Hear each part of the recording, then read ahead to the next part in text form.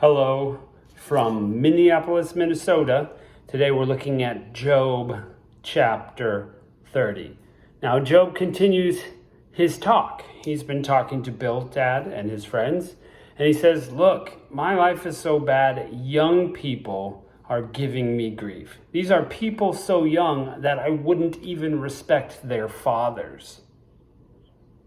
It's kind of a strange sort of an insult, but he gives it that way. In fact, he says, I wouldn't even give them a job to hang out with my dogs back when I had them.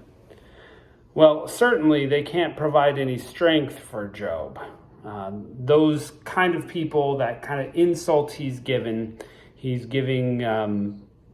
that those kind of people, they perished in the desert. They perished alone. They were out there hiding in the rocks, hiding in the gullies, eating plants, and they just were no good. But these are the people that are now making fun of me. And so he's saying the lowest of the low are better than I am. Yeah, they dwell among the rocks, nobody respects them, and they're fools. That's a strong word in the Bible. But Job is saying, now I am so lowly in their eyes, they spit at me every chance they get. Which, again, another big time insult. They make fun of me, they persecute me, they terrorize me. And so Job's like, I'm the lowest of the low right now.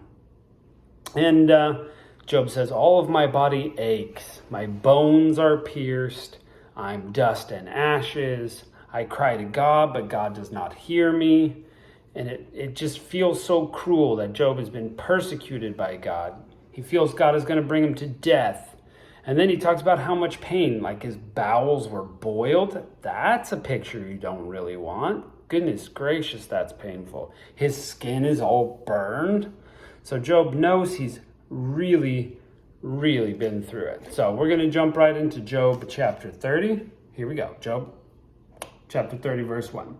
But now that they are younger, they that are younger than I have me in derision, whose fathers I would have disdained to have set with the dogs of my flock. Yea, whereto might the strength of their hands profit me, in whom old age was perished. Where are the old people? All these young people are just giving me a hard time. For want and famine they were solitary. They flee into the wilderness in former time, desolate and waste, who cut up mallows by bushes and juniper roots for their meat. These people were so poor and so destitute, they had to go eat plants in the desert. They were driven forth from among men. They cried after them as a thief. And to dwell in the cliffs of the valleys, in the caves of the earth, and in the rocks, among the bushes they brayed, under the nettles they were gathered together.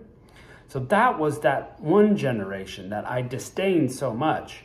And now things have turned so much, their children are making fun of me. Oof. They were children of fools, yea, children of base men. They were viler than the earth. But now I'm their song. Yea, I'm their byword. They abhor me. They flee far from me, and spare not to spit in my face. Because he hath loosed my cord. God has loosed my cord and afflicted me. They have also let loose the bridle before me. Upon my right hand rise the youth, and they push away my feet. They raise up against me in the ways of their destruction. They mar my path. They set forth my calamity, and they have no helper. So they're just giving Job such a hard time, and this was the lowest of the low. If you imagine like a king, remember Job said he was like the chief, and so he is now lowlier than the servants, and what a change for him.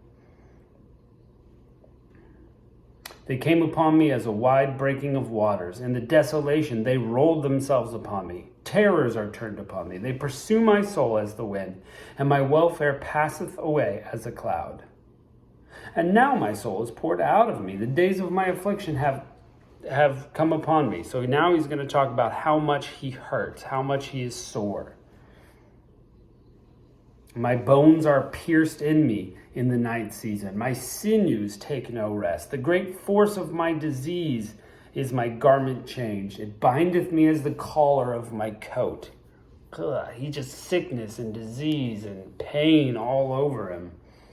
What these are great word pictures. That's why this is so poetic. By the great force of my diseases, my garment changed. It bindeth me to the collar of my coat. He cast me in the mire. I am dust and ashes. I cry unto thee, and thou dost not hear me. He feels like God has abandoned him. I stand up, and thou regardest me not. Thou art become cruel to me. And with thy strong hand thou opposest thyself against me. Thou lift me up to the wind, and cause me to ride upon it. So I'm blowing away with the wind, Job says, and dissolvest my substance. Everything I have just dissolves away. For I know that thou wilt bring me to death, and to the living house appointed the living. For I know that thou wilt bring me to death, and to the house appointed for all living. Which again, the grave. Everybody lives, gonna die. So Job says, that's where I'm headed. Howbeit he will not stretch out his hand to the grave, though they cry his destruction. Did I not weep for him that was in trouble? Was not my soul grieved for the poor? He's trying to remember, didn't I do all those things for people when it was that time? But all these poor people are now spitting on me. When I looked for good, then evil came upon me. And when I waited for light, there came darkness. Here comes this crazy picture. My bowels boiled and rested not. The days of my affliction prevented me. I went into mourning without the sun. I stood up and cried unto the congregation. I'm a brother to dragons, and a companion to owls. My skin is black upon me, and my bones are burned with heat. So he's been through it so much. You remember he had all the boils, and his skin is just, like it's been burned. My harp also is turned to mourning, and my organ to the voice of them that weep. That's tough. That's really tough. He's had a tough time, and he's crying out to God. Well, thanks for joining us for the short episode today, and we'll catch you next time.